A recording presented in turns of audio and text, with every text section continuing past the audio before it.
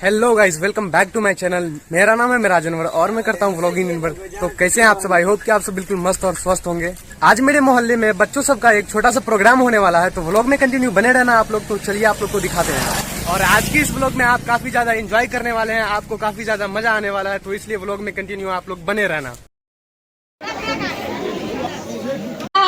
मैं अपना क्या बताऊँ सेठ साहब, मेरी तो तकदीर ही ठिठिया गई है। स्ट्रीट प्लांट की नौकरी छोड़कर काश्तकारी में फिर गया और खेत कल्याण में लग गया, लेकिन इसी काश्तकारी से अपने बाल बच्चों को पढ़ाया लिखाया। 3 बेटियां हुई, एक का नाम रईतल्लजी, दूसरे का नाम सिरातल्लजी, तीसरे का नाम तवारकल्लजी। 3 बेटे हुए, एक का नाम मिस्टर बाबू, दूसरे का नाम खद्दर बाबू और तीसरे का नाम छुद्दर बाबू। मिस्टर बाबू को BA पास करवाया और छुद्दर बाबू को ई-टैक्सीकेट करवाया और खद्दर बाबू को ई-टैक्सीकेट करवाया और छुद्दर बाबू को ग्रेजुएट करवाया। अरे जुम्मन भाई, ग्रीसमेट क्या है? जो ग्रीसमेट का काम है क्या? अरे मुकद्दर बाबू, आप इतने बड़े सेठ बन गए और आपको भी ये भी नहीं मालूम कि ग्रेजुएशन एक पढ़ाई का नाम है। अच्छा जुम्मन भाई, आप ग्रेजुएशन बोल रहे हैं क्या? अरे हाँ, वही ग्रेजुएशन, वही तो बता रहे थे जो छुद्दर बाबू को ग्रेजुएट करवाया है। अरे जुम्मन भाई, आपने अपने बच्चों को इतना कुछ पढ़ाया लिखाया, फिर भी आप इस तरह परेशान और फटीचर बने हुए हैं। अस्सलाम वालेकुम इमाम साहब, आइए तशरीफ लाइए। वालेकुम सलाम रहमतुल्लाहि व बरकातहू। कहिए सेठ मुकद्दर खान साहब, मिजाज शरीफ खैरियत तो है? जुम्मन जरा तो गुफ्तगू है, कोई खास बात है क्या? खास बात क्या होगी इमाम साहब? एक जमाने के बाद जुम्मन भाई से मुलाकात हुई, लेकिन इनके कहानी को देखकर हमें बड़ा सदमा हो रहा था। यही उनसे दरियाफ्त कर रहे थे कि जुम्मन भाई आप इतने परेशान और फटीचर क्यों बने हुए? बोलिए ना जुम्मन भाई। अरे क्या बताए सेठ साहब, मेरी बीवी मर गई और जमीन जायदाद बेच-बाच कर सबकी शादी कर दी। सोचा था मिस्टर बाबू को ये BA पास करवाया है तो उनकी शादी में 4-5 लाख रुपए हाथ आएंगे, और खद्दर बाबू को ई-टैक्सीकेट करवाया है तो उनकी शादी में 5-7 लाख रुपए हाथ आएंगे। दोनों बेटों की शादी कर दी, मगर दोनों समझी कंजूस और जालिम निकले और कुछ नहीं दिए। और जो छुद्दर बाबू है, उसकी शादी मौजिया जलेपुर झगरू मियाँ की बेटी से तय की है, मगर इस दफा हमने वादा डिमांड कर दिया है कि हमारा बेटा ग्रेजुएट की डिग्री वाला है, इसलिए आपको BMW 2 भैंस 1 गाय और 7 लाख रुपए देना होगा। ये सब कुछ तय होने के बावजूद भी लड़की वाला टगर मगर करता है। अच्छा, तो वो टगर मगर कर रहा है, उसका मोबाइल नंबर है क्या? दीजिए तो जरा। जी मोबाइल नंबर तो है लेकिन याद नहीं है। दादा जान, दादा हमको याद है, लीजिए सेठ साहब 7/12/93,420। हेलो, आप झगरू मियाँ बोल रहे हैं क्या? हाँ। मैं सेठ मुकद्दर खान। अस्सलाम वालेकुम सेठ मुकद्दर खान। वालेकुम सलाम। झगरू मियाँ, तुम जहाँ कहीं भी हो हमसे मुलाकात करो अभी के अभी। जी रहमतुल्लाहि बरकातहू सेठ साहब, दरअसल बात यह है कि मैं अपनी बेटी की शादी इनके बेटे से 32 मई सन 61-62 को रोज बुध होने वाली है। क्या बताए, बेटे की शादी कर दी, सब अपने बीवियों को लेकर अलग हो गए, जमीन जायदाद की नहीं है। इसीलिए तिलक सलामी और जो सामान तैयार करने के लिए मिंटू चौधरी से 2 लाख रुपए सूद पर लिया था और कुछ लोगों से चंदा किया तो 25,000 रुपया आए हैं। बड़ा अच्छा मौका, वैसे भी आपसे मिलने का इरादा था कि बाकी के खर्च के लिए सेठ मुकद्दर खान से कर्ज ले लूंगा। आपने बुलाया तो मुझको बड़ी खुशी हुई।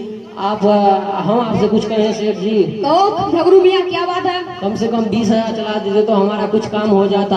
झगरू मियाँ, तुमको मालूम नहीं, हमारे घर में खुद 50 आदमी है, उसके लोगों को खराब करते रहते हैं। हमसे तो उम्मीद ही छोड़ दो और जाओ जाकर झगरू मियाँ और जाओ जाकर जुम्मन से और जाओ जाकर झगरू मियाँ और जाओ जाकर जुम्मन से मियाँ की सारी फरमाइश पूरी करो, क्योंकि तुम्हारा होने वाला दामाद ग्रेजुएट है। सेठ जी, अगर आप गुस्सा ना करें तो एक बात कहूँ, आप जुम्मन मियाँ का बैल भिजवा रहे हैं, उससे कुछ दलाली मिली है क्या? शांत हो जा झगरू, 2 कौड़ी का आदमी भिखारी मेरे सामने जुबान लगाता है। अरे सेठ साहब, समझी जी को माफ कर दीजिए। समझी जी आप यहाँ से चले जाए, सेठ जी गुस्सा गए हैं। अरे जुम्मन भाई, आप कहाँ फंस गए? मुझे तो बड़ा सदमा हो रहा। ये झगरू 2 कौड़ी का आदमी दहेज देने में इतना तगर मगर कर रहा है। आपका बेटा तो ग्रेजुएट है। अरे मैं भी एक बेटी का बाप हूँ, मैंने भी अपनी बेटी की शादी की है।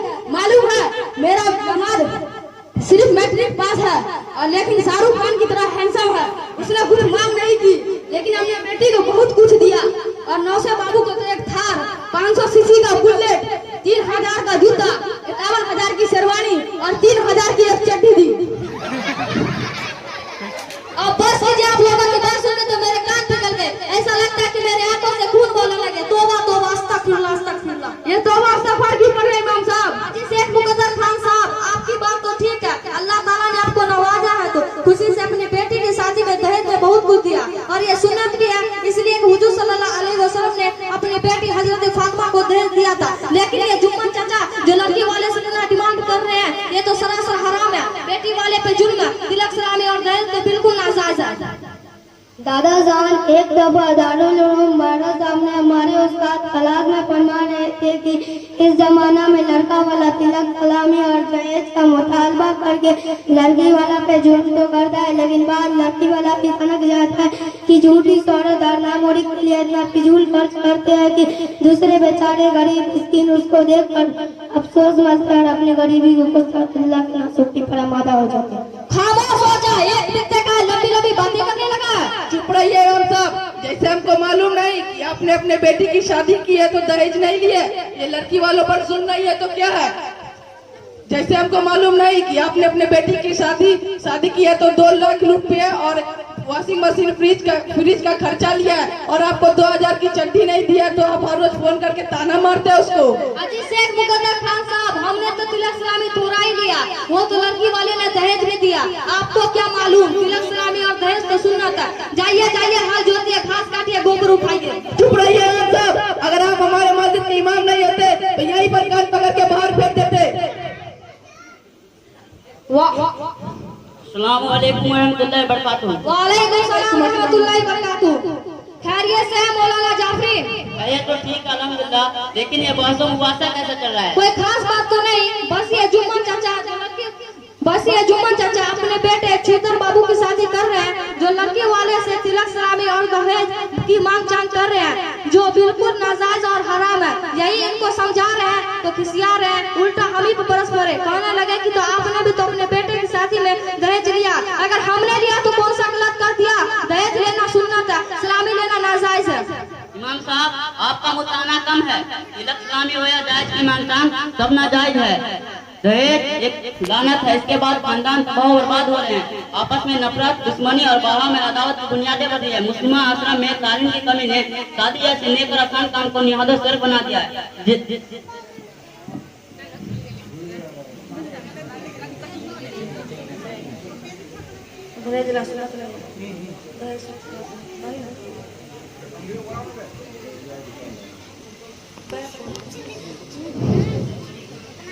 आप स्टेज पर से निकल गए।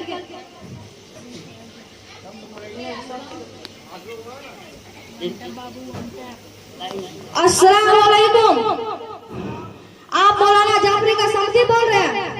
अभी थोड़ी देर के लिए तशरीफ ले आए। अस्सलाम वालेकुम वरहमतुल्लाहि वबरकातुहू। वालेकुम सलाम रहमतुल्लाहि वबरकातुहू। जी फरमाइए।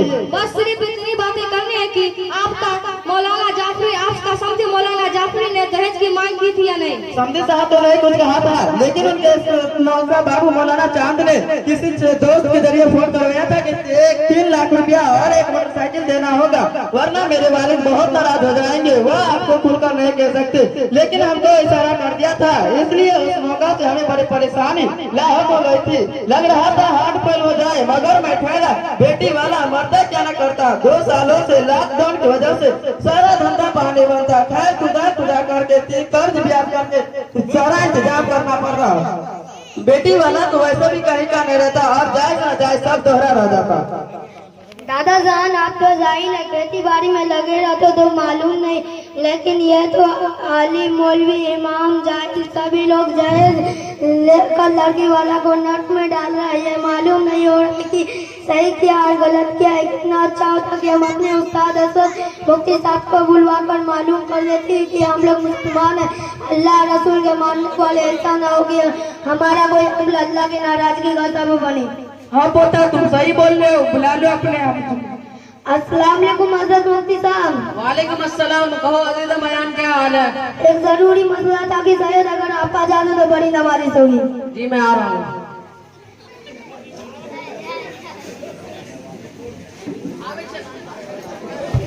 अस्सलाम वालेकुम वरहमतुल्लाहि वबरकातुहू। वालेकुम सलाम रहमतुल्लाहि वबरकातुहू। अजीजम क्या मसला है? हजरत मुफ्ती साहब, ये मेरे दादा है, मेरे चाचा, ये मेरे दादा खेती करते हैं। मेरी चाचा की शादी है, इसमें तिलक सलामी और जहेज का डिमांड कर रहे हैं और लड़की वाला बेचारा परेशान है। यह इमाम साहब जो कहते हैं कि सलामी नाजायज है, जायज नाजायज है। यह मौलाना लाठ जाफरी है, यह कहते हैं कि सलामी और दहेज दोनों नाजायज है। लेकिन मुझे लगता है यह सिर्फ इन लोगों की जबान पे है। लेकिन सच ये है कि आलिम, मौलवी, इमाम, जाहिल सभी लोग दहेज देते हैं। अब आप बताइए सही क्या? हाजरीन किराम, निकाह हुजूर अकरम सल्लल्लाहु अलैहि वसल्लम और तमाम अंबिया किराम की निहायत पाकीज़ा सुन्नत है। निकाह नाम है दो गवाहों के सामने इजाब व कबूल का, न बारातियों की लंबी कतार, न तिलक व दहेज, न उम्दा से उम्दा खाने का नज्म, न शर्फा न खर्चा, निहायत आसान है। निकाह की सुन्नत हुजूर अकरम सल्लल्लाहु अलैहि वसल्लम ने फरमाया, इन्ना आदमन निकाह बरकतन ऐशर व महूनतन, यानी वो निकाह सबसे बाबरकत है जिसमें अखराजात कम से कम हो। और जहाँ तक सवाल है मरवजा सलामी दहेज का, तो महज एक रस्म है, शरीयत में इसकी कोई हकीकत नहीं। हजरत मुफ्ती साहब, आप तो दहेज को गलत बता रहे हैं। हालांकि ये तो सुन्नत नबी है। आका मदनी सल्लल्लाहु अलैहि वसल्लम ने अपनी प्यारी बेटी हजरत फातिमा को दहेज दिया था। खामोश रहिए, आप ही जैसे मौलवी उल्लाह ने पूरे अवाम का दिमाग खराब कर रखा है और दहेज को सुन्नत नबी करार देकर पूरे मुआसरे को तबाह बर्बाद कर रहे हैं। ये सरासर आप ही जैसे लोगों की गलत फहमी है कि दहेज सुन्नत नबी है। रसूलुल्लाह सल्लल्लाहु अलैहि वसल्लम ने कतन दहेज नहीं दिया था, और जो कुछ दिया था वो तो हजरत अली रज़ियल्लाहु ताला अन्हु की मेहर की रकम तना बेचकर घरेलू अशिया का रस्म कराया है। सीरत का मुताला कीजिए और अपने जहन और दिमाग से दहेज का कीड़ा निकाल कर बाहर कीजिए। बहरहाल मैं अर्ज कर रहा था कि तिलक सलामी और दहेज शरन किसी भी तौर पर जायज नहीं है। कुतुबे फिक़्ह व फतवा से जाहिर है कि लड़के या लड़की वालों से कुछ लेन देन करना हराम है। इब्न हाज़म अल-लूसी ने अपनी किताब अल-मोहल्ला में लिखा है कि लड़कियों औरतों को इस बात पर मजबूर करना जायज नहीं कि वो अपने शौहर के पास दहेज लेकर आए। यही कौल हजरत अहिम्मा अरबा रहमतुल्लाह का है। फतवा शानी में इस लेन देन को रिश्वत करार दिया है और रसूल अकरम सल्लल्लाहु अलैहि वसल्लम ने रिश्वत लेने और देने वाले दोनों पर लानत फरमाई है। बल्कि आप सल्लल्लाहु अलैहि वसल्लम ने फरमाया, रिश्वत से परवरिश पाने वाला जहन्नमी है। इस्लामी फिक़्ह एकेडमी का एक गिलास तेरे फिक़्ह मीनार में मरवजा सलामी दहेज के मौजू पर मुल्क भर से आए हुए तमाम मुकातिल फिक्र के 100 से ज्यादा आलिम दीन मुफ्तियान कराम 100 से ज्यादा मुमताज आलिम दीन मुफ्तियान कराम ने अपने दस्तखत के साथ दर्ज झेल फैसला किया। और एकेडमी का ये गिलास एकेडमी का ये गिलास इस सूरत हाल पर अपनी तस्वीर का इजहार करता है कि आज हमारी जिंदगियों में लड़कों का खरीदो फरोख्त का मिजाज हो गया है। कभी लड़के वालों की तरफ लड़कों का खरीदो फरोख्त का मिजाज हो गया है। कभी लड़के वालों की तरफ से, कभी उनके वालिदैन रिश्तेदारों की तरफ से, कभी खुद लड़की वालों की तरफ से। ना सिर्फ ये कि कीमत लगाई जाती है, बल्कि भाव तक किया जाता है और कौन ज्यादा से ज्यादा देगा उनकी तलाश की जाती है।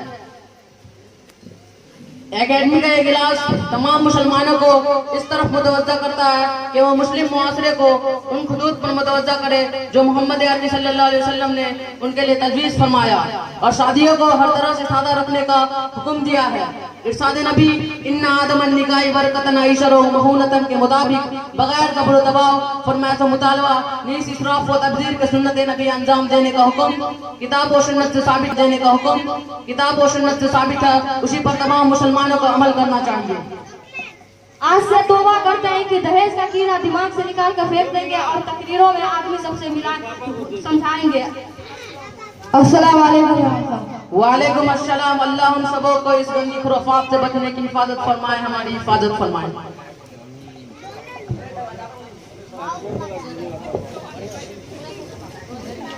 निकल जाओ।